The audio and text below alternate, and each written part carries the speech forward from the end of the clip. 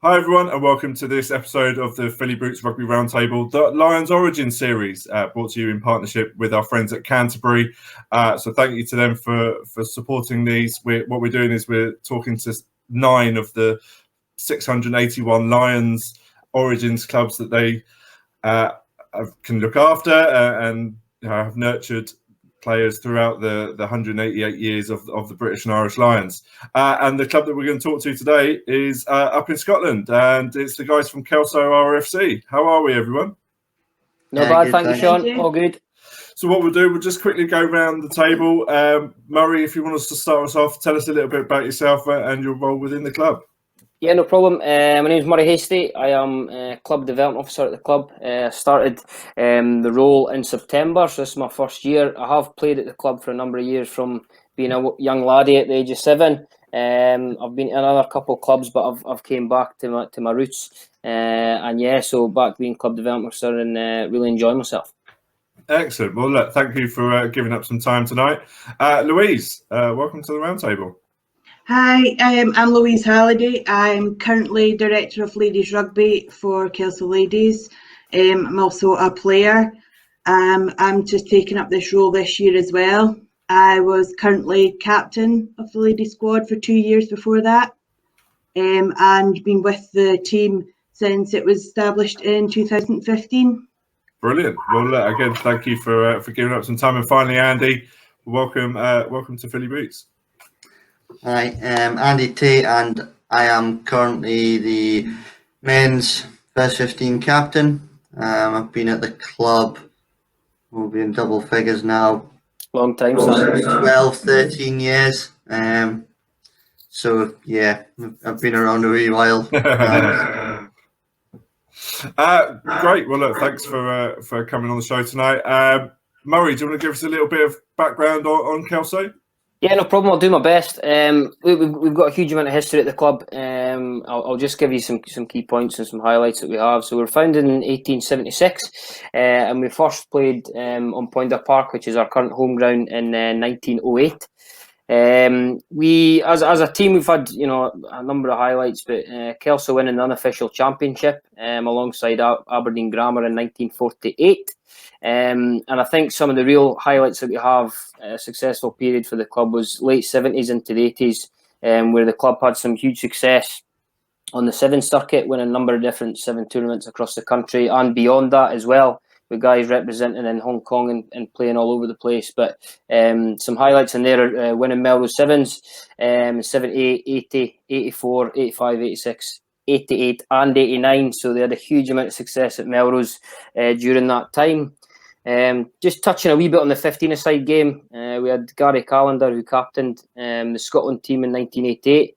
We had 5 players of that 5 Nation squad came from Kelso as well. So that was a huge part of the success of the 7th circuit. But also during that time, they won the first division championship for the first time in 1988, and then went on to win it again in 89. So again, very successful time for the club, and loads of great players, which we'll touch upon as we go.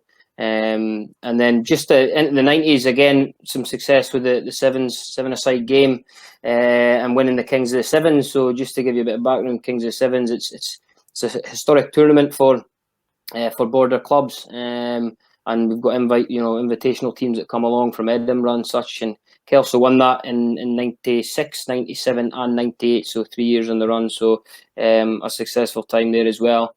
Again, as I say, we'll touch base on some of the Lions players, but probably one of the most famous players is Ross Ford, who captained Scotland in 2012 and became Scotland's most capped player in 2017 as well. So again, there's a number of different characters that we'll come on to, but he's probably right up there as one of our success stories from the club. As Louise touched upon there, another success for us is establishing a ladies team. It's fantastic that we have one, and in the borders as well. And the ladies do a lot around the club and supporting things. And I'm excited to see where that goes. And again, in the next few years, to see how we can grow even further. And just getting to probably about now, looking at what we have currently. So we've got a really strong Cougar section. So our Kelso Minis are called Kelso Cougars. And we have teams from, micros from primary 1 and 2 all the way up to primary 7. We then have a link with the Kelso High School, which is our local high school. In partnership with them, we run teams at under 13, 14, 15 and 16. And then we've got as well another a section of the club, which is our Kelso Harlequins, with a lot of these players that we'll talk about, and a lot of guys who have been through to represent different countries or different clubs, and Kelso as well, who've came through, who's a really strong part of the club. I think a successful part of this season is, as well as obviously our ladies, I've came in and felt there's an opportunity to develop a girls section at the club, which we've managed to get off the ground, and had a huge amount of support from the ladies with that as well. So we've got that going, and we've got about 18 girls coming down every Wednesday night, just running about having some fun. And I'm excited to see over the next couple of weeks, we've got some training games with some other clubs to see how that goes. So yeah, we're growing all the time. We're looking to try and engage as many kids as we can. Hockey's a big part of life for girls in the area, but we're trying to, as well as them playing hockey, we're trying to give them opportunities to play some rugby as well. Just to finish, our senior men currently are playing Nat 1, and senior ladies are playing National 2. Hopefully when we get started again in August, September time, when we can actually get a structured season, and I'm sure Louise and Andy will agree that we're looking forward to getting back into it. Definitely. That was a comprehensive history on Kelso. And full disclosure, Murray is the first person in 50 odd episodes of doing this to send me the notes beforehand of what he had written down. But I was saying to you, Sean, didn't tell the club that, because they think I've got too much time on my hands now, so that's me knacking. Hey, look, it's definitive. It's brilliant. It's actually it's brilliant to hear. So look, let's talk about the last 15 months or so. Louise, how has it affected the ladies team down there? Up there? The ladies as a whole we're a very social group, on and off the field. So it's been hard not seeing each other week in, week out, but we've got through it. We've done some team challenges throughout. The first lockdown, we done a challenge where it was forwards versus backs to see how many miles we could accomplish. We set out, I think it was 2,000 kilometres to start with. They smashed that within a week. They're too competitive. So we decided we'll do it for a charity. So we done it for Borders Water Rescue Team, and we raised £900. And within the month of June, we combined walked, cycled, ran, jogged, just under 5,000 kilometres. Amazing. Yeah. And yeah, just throughout, just keep in touch with everybody and making sure everybody's doing okay, checking in what challenges they're doing, setting themselves, and just we got back training end of July till the start of December, so that was good to catch up with everybody again, and then back into it just at the end of March. But no, it was tough, but we had regular Zoom meetings and just touching base with everybody and setting challenges. So it was good. Good to hear. And Andy, from a senior men's perspective, how was the last year? Yeah, I can't say the men was as committed to the fitness challenges as the ladies, that's for sure, during the lockdown. But all in all, yeah, everybody's been in the same boat. It's been a tough slog, but there's, as we do, social media, WhatsApp, there's group chats. We keep in touch with everyone, making sure everybody's all right. I'm not sure whose bright idea it was to come up with let's shave our heads or bleach our hair. However, it made some money for a good charity. So yeah, the boys decided we'd shave our heads and bleach our hair and then we decided the charity would be Friends of Kelso Community Hospital, and just kind of in keeping with that community spirit, we raised about £1,450, and the community spirit around us. We have a farmers market that goes on in the square, and they very kindly matched what we raised. So there's a grand total of £2,900 raised just from losing a bit of hair and bleaching it. So superb. All good fun. Keep things lighthearted, and as as Louise said, we started training a couple of weeks ago now, and it's just good to get into a bit of routine. I think that's the main thing for everybody, is that routine, that's their time in the week to get out, do a bit of exercise, see some people, catch up with pals. So no, it was tough, but everybody was in the same boat. So yeah, for sure. And Murray, talk us through the sort of the youth section and the club as a whole, I guess. Yeah, so I think, as we said, it's been a tough year. I would say that we've been extremely proactive, I think, as a club, in trying to get things in place, and a huge part of that's been in looking at mental health and mental well-being. We've been a real driver with that across our whole membership, from the young ones all the way up to the older generation, who it's massively part of their life, the rugby club. They come down every Saturday, they enjoy the pint, they enjoy giving it, shouting and screaming at us upstairs afterwards, saying what we've done wrong, those side of things. Always Exactly. But we've worked alongside NHS Borders, Scottish Borders Council, and Breathing Space, and looking to tackle the stigma around mental health and well-being. I think it's something that we could definitely do a lot more about as rugby clubs, and what the guys are saying there about just making sure everyone's all right and just touching base as much as we can with people. Everybody's got different situations, and it's just making sure that everybody's aware that we're open to have chats and making sure everyone's all right, and in particular over the last year, which has been really challenging for everybody. So, along those lines as well, there's a number of different projects ongoing as well. We're looking to get a new kitchen in. They've gave downstairs a good lick of paint, which has been needed for about 100 years. And I think the curtains as well were about 100 years old, so they've been changed. We've got lovely blinds in there now. So yeah, just little bits like that. And again, we're just looking forward to getting people in. It's a strange place walking into that club room when there's nobody in there.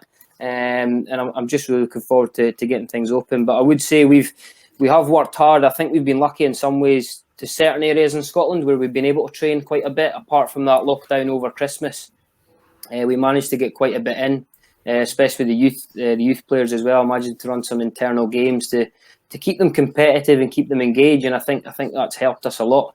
But as I say, it's onwards and upwards, and fingers crossed we can look forward to August, September time and really get going from there. Definitely, sounds like you're in a good place. So before we sort of delve back into sort of the Lions' history at Kelso, Canterbury are delighted to help grassroots rugby clubs celebrate the remarkable fact that they have developed and nurtured a lion amongst the pride of your club. There are 681 Lions Origins clubs, and you can see them all on the Lions map if you go to the Lions website.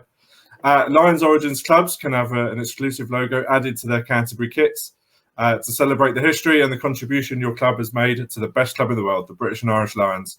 Head to canterbury.com for all the information on Lions Origins clubs and find out more about joining that exclusive club. So Murray, what does it mean to you and Kelso to be a Lions Origins club? I think it's massive. I think as you say, we take a lot of pride in the history of the club. We've had a lot of players, who went on to play international. Some guys that haven't, but have been really good rugby players and really good clubmen as well. But to get to, we've got 5 Lions that have went on to represent, and play for the Lions abroad. And I think we take a huge amount of pride in that. We had a celebration evening in 2018 where we invited the 5 Lions along. And a past player and member, Jimmy Fleming, put a lovely painting together of the 5 of them. That's we've got a big one in the upstairs in the clubhouse, but each player was presented with a painting as well. So they've all got that, and it's a fantastic painting that he's done. And so yeah, I was there. It was a great evening. Just hearing some stories. Jim Telfer was there as well. And it was just, I think we had upstairs jam packed, and it was a fantastically well organised event, and just really good to be part of it. Looking at our Lions, Ken Smith was there, who's our oldest Lion, and I was just looking at some stats before on that fantastic website, which is good. I was enjoyed looking through it. So Ken travelled in the Lions in 1959 and played 17 times, played 17 times, which is a lot of rugby, by the way. Scoring 4 tries and won 2 of the 4 test matches there. And scored a try in the 17-6 win over Australia as well. I think back then, though, they obviously went across on boat. I couldn't tell you how long they were away for, but they've travelled Australia and New Zealand a very long time. And I'd imagine there was some great times on the pitch, but I'd imagine there was quite a bit off it as well, I'd imagine. So, yeah, Ken's our oldest Lion. And then Roger Baird, who, again, he's good. He comes back and talks at club events and stuff still. And just a really good guy. We caught up with him, as I say, with interviews we've done during lockdown, and just, again, loads of good stories to tell. But again, he played 11 times, scoring 6 tries. So again, he's a good try scoring record for the Lions in Kelso. Unfortunately, I don't believe, he'll hate me saying it, but I don't believe he got a try for Scotland in his 20-odd tests. So yeah, but managed to score some good tries for the Lions, with 6 tries on tour there. We've obviously got JJ, who's a very famous Scottish rugby player. And again, he travelled in 1989, playing 5 times on tour to Australia, and scoring 4 tries as well. So there seems to be a lot of tries being scored for the Kelso boys. So well done to them. And then on to Alan Tate as well. So again, Alan's a real character. I'm pretty sure everybody, mention Alan Tate, and everyone's got a story to tell about him. But that. Again, at the moment, it's getting played a lot, but his try, pretty much his match-winning try in the first test in South Africa was massive for them, and they went on to win 25-16. And, again, watching those videos back, they're timeless. You can just watch them again and again and again. Oh, I've watched Living with the Lions about 5 times since even the squad's been announced, let alone the start of lockdown.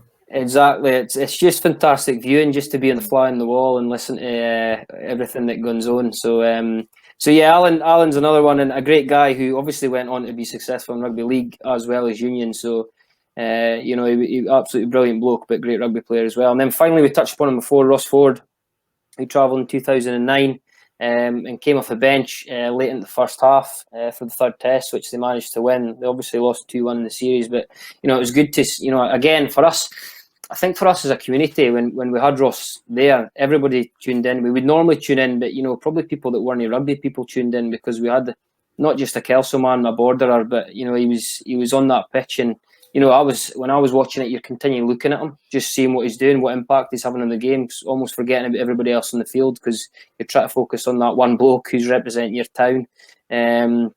So again, I just think, as a club, to have these 5, great Lions, but I think great guys that have gave a lot to the club over the years as well.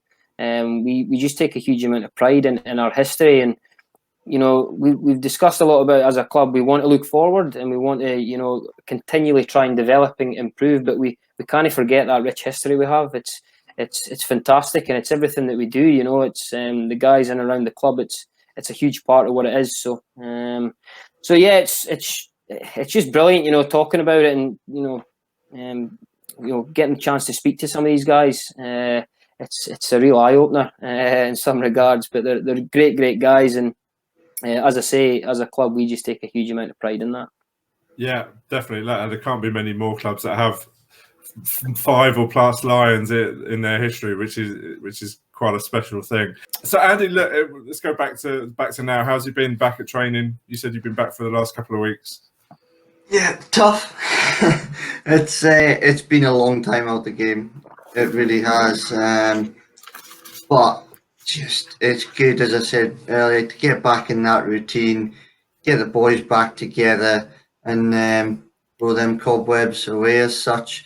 Exciting season ahead. We well for the season that's just gone, that never happened. We've managed to retain most of that squad.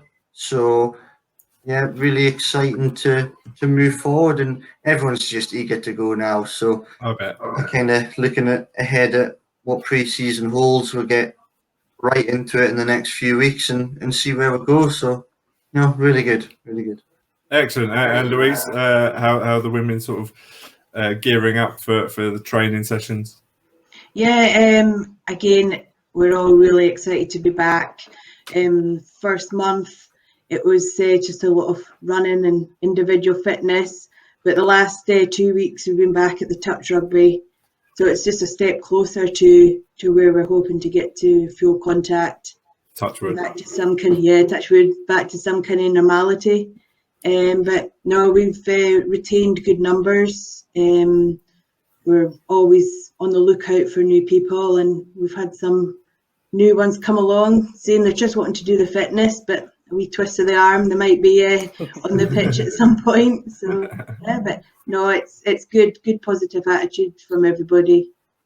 Excellent. Andy, what does the summer look like, I guess, for training and anything sort of planned for the men's section? Yeah, so we kind of just recently, today actually, this morning, we've got a bit of a schedule for games, trying to get as many games in as possible between now and the start of the season, which will be good. Just manage the players, because as I say, being out a long time, there's a lot of boys not done a lot of things, and just the conditioning on the body. So we've got a good schedule, pre-season games. Hopefully we'll get a few socials back in there after the pre-season games, which would be nice to see now that most of the restrictions have been lifted, and we'll get it back to a bit of normality, if you like. Absolutely. And Louise? We're just looking for a load of friendlies to get our girls back into match fitness, get back to the contact aspect of it. Bit of exciting news for us is we just secured a big sponsorship from a local company called Kelso. So we've managed to get all our new jerseys all logoed up and all ready to go and get dirty. So yeah, we're just hoping. We've secured a couple of sevens, get some of the players running around in the sevens, but no, just as many friendlies and yeah, get on that pitch as soon as possible. And Murray, when this goes out, we're in the middle of a Lions summer. How does the club sort of get everybody involved in that Lions summer? Yeah, so we're obviously, again, we're obviously restricted at the moment, but we're planning a few bits and bobs, and as I say, we've got a big day, which is kind of like the restart to rugby, which we're calling the Generation Day. So we're going to be inviting everybody down. Again, depending how it works, we might not get everybody in at the same time, but we'll try and divvy it out through the day. But we're going to again look to try and get the Lions game on at the club, and hopefully get people sticking around at the club. And again, socially, just connecting with people again. It's been a very long time, so that's the plan at the moment. I think it's a second test that day.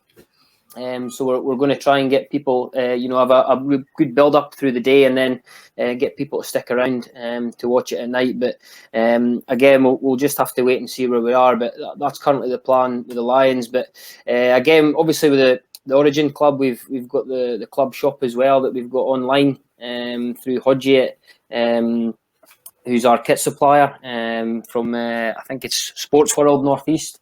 So again, there's ways in which we can try to promote that and try to get some people to buy some gear and look the part, as well as watching the rugby as well. But I think, we'll just be promoting it as much as we can across social media and getting people engaged. It's a great opportunity to get people engaged. The Lions series, it's fairly special, 4 nations coming together. So, again, we'll just be trying to promote the games, getting people to watch them. And if we can, socially through the summer, as Andy says, we can socially get down to the club and get a few beers in and watch the rugby and enjoy ourselves.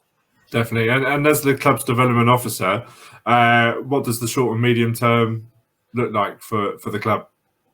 Yeah, so I'll touch upon youth to start off with. So we're looking at the moment, fixtures wise, we can get some fixtures in June, and we've got some arranged fixtures stroke joint training sessions, because again, what Andy was saying there, we've got to be careful with getting people back into the game. We don't just want to jump into it. There's got to be some sort of progression. I still feel we're going to have a little bit of time off through the summer, the youths in particular. But I think one of the year groups that we really need to work on is the under-16s who step up to under-18, because it's quite a big jump for them. And then also some of the individuals who are jumping from Quins up to senior rugby, which is an even bigger jump. So I'm currently looking at trying to get some programs in place for some strength and conditioning for those guys, and do some conditioning through the summer. So an 8-week period for those guys to just to hopefully build up some confidence and get them down so they're ready to rock and roll from there. The other bits and bobs we've got planned is, again, we'll have that little break for mainly youth players, but we're going to run some summer camps and some skills camps a week before the Generation Day. So again, it kind of ties in. So the 26th of July is when we're going to look to run them. We're going to do a 3-day camp for our Cougars, our P1 to P7. But again, I think the key thing there is to open it up to the Kelso community. It's not just for the Cougars, it's for everybody.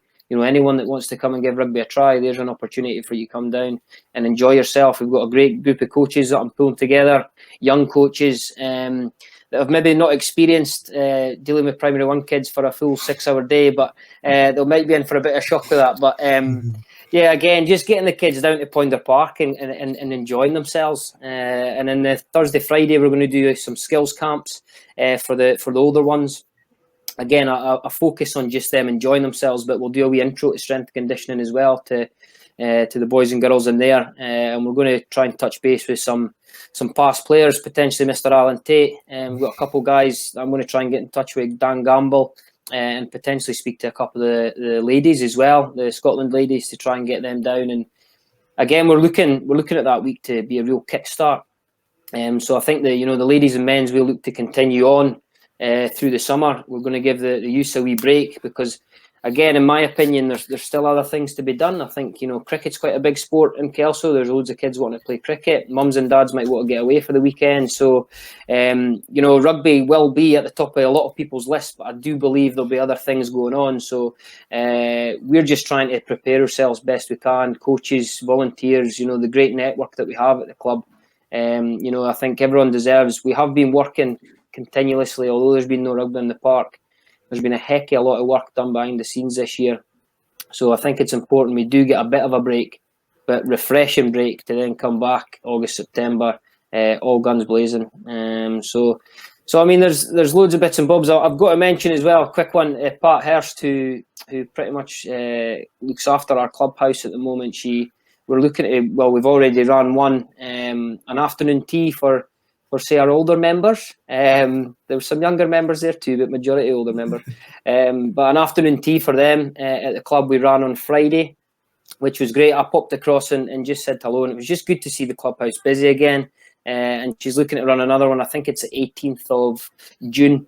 Again, targeting those guys who, again, for the older generation who's maybe been home alone or, lockdown's been very difficult for them. So them to come and have a cup of tea and probably just a blether and a chat. We're trying to open up our doors that way as well. So a big mention to Pat for that. She does a fantastic job in there and engaging with the community and trying to get community groups using our facility. So we're not just a rugby club. We're trying to really engage with everybody in the community, and I think that's something we're going to try and really drive going forward, is engage with everybody in Kelso. It's a small place.